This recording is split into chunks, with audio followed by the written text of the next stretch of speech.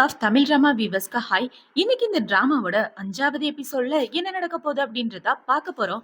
Last எபிசோட்ல heroine அவளோட friend கூட உட்காந்து பேசிட்டு இருப்பா இல்லையா? இப்போ ஹீரோயின் என்ன சொல்றனா, ஐயோ ரொம்ப டைம் ஆயிடுச்சுடி, நான் என்னோட பாஸுக்கு சாப்பாடு கொடுக்கணும், அப்புறமா பாக்குறேன் அப்படின்னு சொல்லிட்டு அவ அந்த இடத்த விட்டு கிளம்பி வந்துடுறா. இப்ப அந்த சைடு ஹீரோயின் ஹீரோக்காக சாப்பாடு எடுத்துட்டு வந்து வச்சிட்டு இருக்க.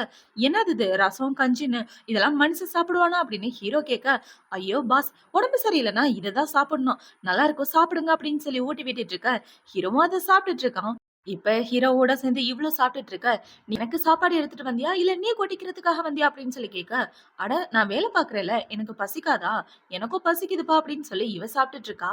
இப்ப ஹீரோ என்ன கேக்குறானா, உனக்கு தான் ஆக்சிடென்ட் ஆயிருக்கு, நீ கொஞ்சம் ரெஸ்ட் எடுக்கலாம்ல, உனக்கும் கொஞ்சம் டயர்டா இருக்கும் அப்படின்னு சொல்லிட்டு இருக்க. இல்ல பாஸ், நான் நல்லாதான் இருக்கேன், இப்போதைக்கு நான் காசு சம்பாதிக்கணும், அதுக்காக நான் ரெஸ்ட் எடுக்காம வேலை பார்த்தாதான் முடியும் அப்படின்னு சொல்ல, இதுக்கு காசு உனக்கு ஆல்ரெடி சம்பாதிச்சுட்டு தானே இருக்கு அப்படின்னு சொல்ல, என்னோட அம்மாவை பத்தி தான் உங்களுக்கு தெரியும்ல, அவங்களுக்காக தான் அப்படின்னு இவ சொல்லிட்டு அவளோட மனசுக்குள்ள என்ன யோசிக்கிறானா, நான் என்னோட குழந்தைக்காக காசு சம்பாதிக்கிறேன் அப்படின்னு இவ யோசிச்சுட்டு 2 பேரும் சாப்பிட்டுட்டு இருக்காங்க. இப்ப சாப்பிட்டு முடிச்சதுக்கு அப்புறம் ஹீரோயின் ஹீரோவோட ரூம்லயே படுத்து தூங்கிட்டு இருக்க. இவளுக்கு பயங்கரமா குளிருது. இப்ப அவ குளிர்ல நடுங்குறத பார்த்தவொன்ன ஹீரோனோட கோட்டை கழட்டி போத்தி விட்டுட்டு இருக்க. ஹீரோயின் டக்குன்னு கண்ணு முழிச்சிடுறா. இப்ப 2 பேரும் ஒருத்தருக்கு ஒருத்தர் பார்த்துட்டு இருக்க. எனக்கு பாத்ரூம் வருது, நான் அந்த இடத்த விட்டு போறேன் அப்படின்னு சொல்லிட்டு இவ போக பார்க்க ஹீரோ அவளை பிடிச்சி பெட்ல தள்ளிடுறான். இப்ப அவங்க 2 பேரும் குறுகுறுன்னு பார்த்துட்டு இருக்க. இவளை பாத்தீங்கன்னா வெக்கப்பட்டுட்டு அந்த இடத்த விட்டு ஓடி போக பின்னாடியே ஹீரோவும் ஓடிடுறான். இப்பதான் ஹீரோக்கே ஒரு விஷயம் ரியலைஸ் ஆகுது. டேய் நீ என்னடா பண்ணிட்டு இருக்க அந்த பொண்ணு அப்படின்னு யோசிச்சுட்டு, உண்மையாவே அவள உனக்கு பிடிக்க ஆரம்பிச்சிருச்சா அப்படின்னு ஹீரோ யோசிச்சுட்டு இருக்க. இந்த பக்கம் ஹீரோயினும் அதேதான் யோசிச்சுட்டு இருக்கா. அடியே என்னடி பண்ணிட்டு இருக்க, அவர் உன்னோட பாஸ், அவருக்கு ஆல்ரெடி கேர்ள் ஃப்ரெண்ட் இருக்கு, கண்ணு முழிச்சு கொடி அப்படின்னு சொல்லி இவளை அவளை சமாதானப்படுத்திட்டு இருக்கா. இப்ப அடுத்த நாள் ஆகுது. ஹீரோயின் பாத்தீங்கன்னா ஹீரோக்காக ட்ரெஸ் வாங்கிட்டு வந்து கொடுக்குறா. அந்த ட்ரெஸ் ஹீரோ அங்கிட்டு இங்கிட்டுன்னு பாத்துட்டு இருக்க. இது நீ எந்த கடையில வாங்கின, பார்க்கவே வித்தியாசமா இருக்கு அப்படின்னு சொல்ல, ஹாஸ்பிட்டலுக்கு பக்கத்துல உள்ள ஒரு குட்டி கடையில தான் வாங்கினேன் அப்படின்னு இவ சொல்லிட்டு இருக்கா.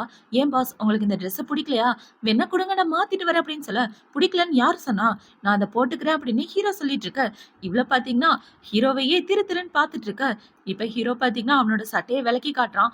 இப்படியே பாத்துட்டு இருந்தா எப்படி ட்ரெஸ் சேஞ்ச் பண்றது அப்படின்ற மாதிரி இவ இந்த பக்கம் திரும்பிட்டு இருக்க. ஹீரோ அவனோட ட்ரெஸ்ஸை சேஞ்ச் பண்ணிக்கிறான். இப்ப ஹீரோ அவனோட ட்ரெஸ்ஸை சேஞ்ச் பண்ணதுக்கு அப்புறம் ஹீரோயின் திரும்பி பாக்குறா. பார்த்தா அந்த ட்ரெஸ் ஹீரோக்கு ரொம்ப நல்லாவே சூட் ஆயிருக்கு. இப்ப இவ காலர்லாம் சரி பண்ணி விட்டுட்டு, இப்பதான் பார்க்க ஹேண்ட்ஸமா இருக்கீங்க அப்படின்னு சொல்லிட்டு இருக்க. ஹீரோக்கு ரொம்ப சந்தோஷமா இருக்கு இவ பண்றத பார்த்த உடனே. இவங்க 2 பேரும் இப்படி பண்ணிட்டு இருக்க. அந்த இடத்துக்கு ஹீரோவோட ஃப்ரெண்டு தான் வரான். இப்ப வந்து, டேய் மச்சான், உனக்கு ஆக்சிடென்ட் ஆயிடுச்சுன்னு கேள்விப்பட்டேன், முன்னாடி பின்னாடி எல்லாம் நல்லா தானடா இருக்கா அப்படின்னு சொல்லி ஹீரோவை சுத்தி சுத்தி பார்த்துட்டு அடுத்து ஹீரோயின் கிட்ட வந்துடுறான். நீ நல்லா இருக்கியா அப்படின்னு சொல்லி அவளோட ஷோல்டர்ல கை வச்சு கேட்டுட்டு இருக்க. ஏன் முன்னாடியே நீ அவளை தோற்றுறியா அப்படின்னு சொல்லி ஹீரோனோட கையை எடுத்து விட்டுறான். இப்ப அவனோட கையை எடுத்து விட்டதுக்கு அப்புறம் அவன் ஹீரோயினோட போனை பாக்குறான். உன்னோட போன் உடைஞ்சு போயிடுச்சா, என்கிட்ட இந்த விஷயத்த நீ முன்னாடியே சொல்லிருக்கலாம்ல, நான் உனக்கு புது போன் வாங்கி தரேன் அப்படின்னு சொல்லிட்டு இருக்க. ஹீரோ அந்த போனை புடுங்கலான்னு பாக்குறான். முடியாதுடா அப்படின்ற மாதிரி இவன் வச்சிட்டு இருக்க. இப்ப ஹீரோ என்ன சொல்றானா, நம்ம கம்பெனில வேலை பார்க்குற எல்லாருக்கும் நான் ஐபோன் வாங்கி தரலான் இருக்கேன் ஆனுவல் மீட்டிங்க்கு அப்படின்னு சொல்ல, உண்மையாவா அப்படின்னு இவ ஷாக் ஆயிடுறா. இப்ப ஹீரோவோட அசிஸ்டண்ட பாத்தீங்கன்னா, பாஸ் எல்லாருக்கும் ஐபோன் வாங்கினா கம்பெனி லாஸ்ல தான் போகணும் அப்படின்னு சொல்லிட்டு இருக்க, அதை பத்தி நீ கவலைப்படாத அப்படின்னு சொல்லி ஹீரோயினை கூட்டிட்டு வந்துடுறான். இப்போ ஆபீஸ்க்கு வந்ததுக்கு அப்புறம் ஹீரோயின் ஹீரோக்காக காஃபி போட்டுட்டு இருக்க. இப்ப இந்த காஃபியை எடுத்துட்டு வரும்போது ஹீரோவோட ஃப்ரெண்டு மேல இடிச்சிடறா. ஐயோ என் ட்ரெஸ்ஸை இப்படி பண்ணிட்டியே, நான் மீட்டிங்க்கு எப்படி இந்த ட்ரெஸ்ஸோட போவேன் அப்படின்னு இவன் சொல்லிட்டு இருக்க. இப்ப ஹீரோயினை பாத்தீங்கன்னா, மன்னிச்சிருங்க ஏதோ தெரியாம பண்ணிட்டேன் அப்படின்னு சொல்லிட்டு இருக்க. பரவாயில்ல விடு, புது ட்ரெஸ் வாங்கிக்கலாம் வா அப்படின்னு சொல்லி ஹீரோன் அங்க இருந்து கூட்டிட்டு வந்துடுறான். இப்ப அப்படியே கட் பண்ணா ஃப்ரெண்டுக்காரன் ஹீரோட ரூம்ல தான் இருக்கான். இப்ப அவனை பாத்தீங்கன்னா கூட்டி போட்டு போன மாதிரி அங்கிட்டும் இங்கிட்டும் நடந்துட்டு இருக்க. என்னடா என்ன வேணும் சொல்லித்தல அப்படின்னு ஹீரோ கேக்குறான். என் ட்ரெஸ் பார்க்க எப்படி இருக்கு, நல்லா இருக்கா அப்படின்னு சொல்ல, கேவலமா இருக்கு அப்படின்னு ஹீரோ சொல்றான். கேவலமா இருக்கா, பொறாமையில சொல்லாதடா, இந்த ட்ரெஸ்ஸை யார் வாங்கி கொடுத்தான்னு தெரியுமா, ஏன் ஆளுதான், உன் அசிஸ்டன்ட் தான் எனக்கு வாங்கி கொடுத்தா அப்படின்னு சொல்ல ஹீரோ ரொம்ப ஷாக் ஆயிடுறான்.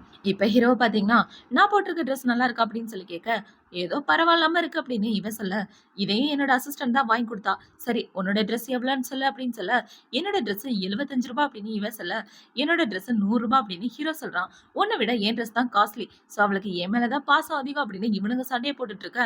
இப்ப அவனை பாத்தீங்கன்னா, பொறாம பிடிச்சவனே என் மனசை காயப்படுத்தணும்னு தானே இப்படி சொல்ற, கண்டிப்பா இது உண்மையா இருக்காது அப்படின்னு சொல்லிட்டு அவன் இந்த இடத்த விட்டு போக ஹீரோனோட வேலையை பார்த்துட்டு இருக்கான்.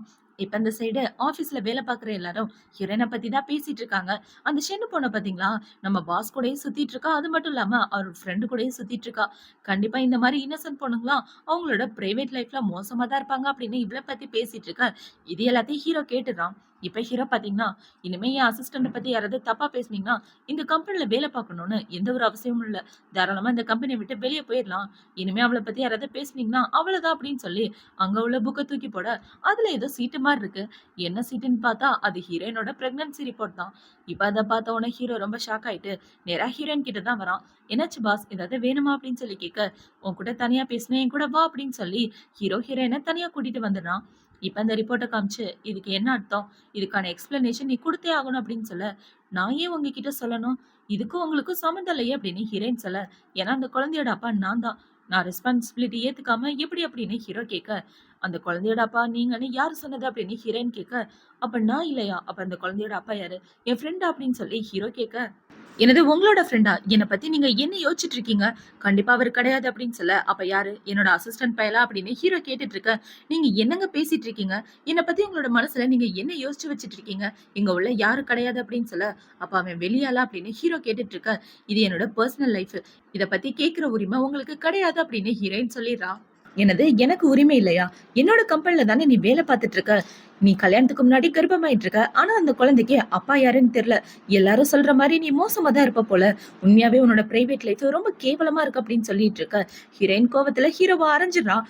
உங்களுக்கு தான் வீட்ல ஒரு லவர் இருக்காளே, அவளை பத்தி கவலைப்படுங்க, என்னை பத்தி எதுக்காக கவலைப்படுறீங்க, என் லைஃப்ல 1000 விஷயம் இருக்கும், அதெல்லாம் நான் உங்ககிட்ட சொல்லணும்னு எந்த ஒரு அவசியமும் கிடையாது, என்னை பத்தி பேசுறதுக்கு உங்களுக்கு தகுதியே இல்லை அப்படின்னு சொல்லி இவ்வளவு பாத்தீங்கன்னா அவளோட ஐடி கார்டை தூக்கி போட்டுட்டு, எனக்கு நீங்களும் வேணாம் உங்க வேலையும் வேண்டாம் அப்படின்னு சொல்லிட்டு அவன் அந்த இடத்த விட்டு வந்துடுறா கோவத்தோட. இப்ப ஹீரோயின் அந்த இடத்த விட்டு வந்ததுக்கு அப்புறம் ஹீரோ அந்த ஐடி கார்டை எடுத்து பாத்துட்டு இருக்கான். இப்ப இந்த சைடு ஹீரோயினை பாத்தீங்கன்னா அவளோட திங்ஸ் எல்லாத்தையும் எடுத்துட்டு ஆபீஸை விட்டு வேகமா போயிட்டு இருக்க. இது எல்லாத்தையும் அந்த சூப்பர்வைசர் பொண்ணு பார்த்துட்டு இவளோட ஃப்ரெண்டுக்கு தான் கால் பண்றா. மேடம், சென்னை வேலையை விட்டு அனுப்பிச்சிட்டாரு சார், அவ பிரெக்னண்டா இருக்க விஷயம் அவருக்கு தெரிஞ்சு போச்சு, அதனாலதான் அவளுக்கு வேலையும் போயிடுச்சு அப்படின்னு சொல்லிட்டு இருக்க. இது பிரெக்னன்சி விஷயம் தெரிஞ்சிருச்சா அப்படின்னு இவ ரொம்ப ஷாக் ஆயிடுறா. ச்சே, இந்த விஷயம் அவனுக்கு தெரியக்கூடாதுன்னு நினைச்சேன், இவனுக்கு போய் தெரிஞ்சிருச்சு அப்படின்னு இவ யோசிச்சுட்டு இருக்க. இந்த சைடு ஹீரோயினை தான் காட்டுறாங்க. அவளோட வீட்டுக்கு வந்து ஹீரோவை தான் திட்டிட்டு இருக்கா. இவனுக்கு எவ்வளவு கொழுப்பு, என்னை பத்தி தப்பு தப்பா பேசிட்டு இருக்கான், இத்தனை வருஷத்துல அவனை தவிர வேற யாருமே என்ன தொட்டதில்ல, பொறுக்கி அப்படின்னு சொல்லி இவ ஹீரோவை திட்டிட்டு கூப்பரப்படுத்திட்டு இருக்க. இப்பதான் அவளுக்கு புரியுது கூப்பரப்படுக்க கூடாது அப்படின்ற விஷயம். சாரி பேபி, இது கோவத்துல பண்ணிட்டேன், இந்த வேலை இல்லைன்னா என்ன, அம்மா புது வேலையை கண்டுபிடிச்சிட்டு கண்டிப்பா உன்னை நல்லா பாத்துக்குவேன் அப்படின்னு இவ சொல்லிட்டு இருக்கா. இப்ப அவளோட வீட்டு கதவை யாரோ தட்டுறாங்க. யாரான்னு ஓபன் பண்ணி பார்த்தா அவளோட ஃப்ரெண்டு தான்.